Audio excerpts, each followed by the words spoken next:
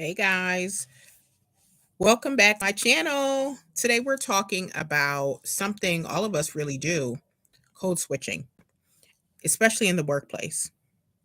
One of the things that we know is that oftentimes in the moment when code switching is essentially in the moment when you have to change how you speak, how you act, how you dress, and really the essence is trying to fit in.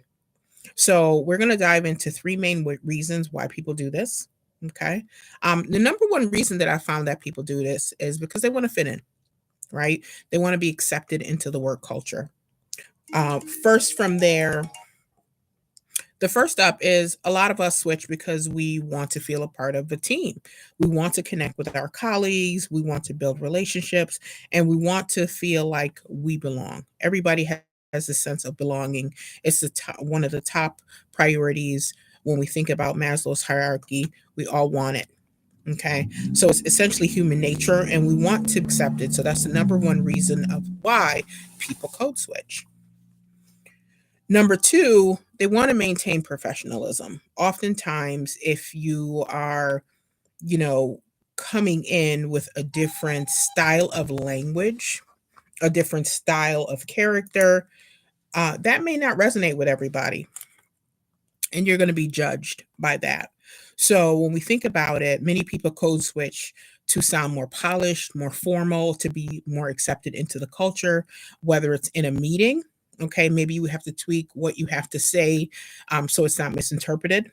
Okay, that happens a lot, especially in different races, different cultures, that oftentimes you have to make sure you essentially massage or tailor a certain way that you speak to make sure it comes off not too aggressive, that it won't be misinterpreted. It's like you have to do all of these. You have to think about many different ways that the things that you say can be misinterpreted. So you want to feel more polished and more formal. And then, like I said, it's oftentimes in a meeting, anytime in your work setting, or just day to day work stuff. And then, of course, sometimes you have to adjust your language to appear more credible or professional, okay? Because people make assumptions about you based on your education, based on your identity, based on your culture, your race, your sex, your gender, etc. So that's one of the major ways. And for some people, they think it's putting their best foot forward. And oftentimes it's not the case. It's just because, to fit in and to be socially acceptable, these are some of the games that you have to play. And the third reason and final reason is to basically avoid stereotypes and bias.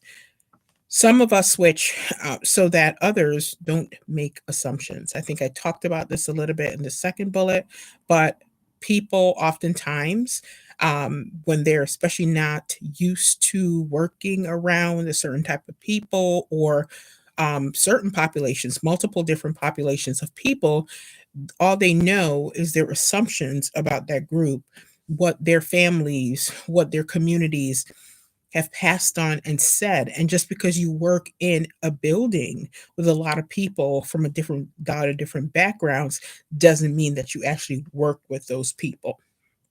So people tend to make assumptions about you without fact checking or just asking you because they're not comfortable. Okay. So, based on how you speak or you behave, people make assumptions.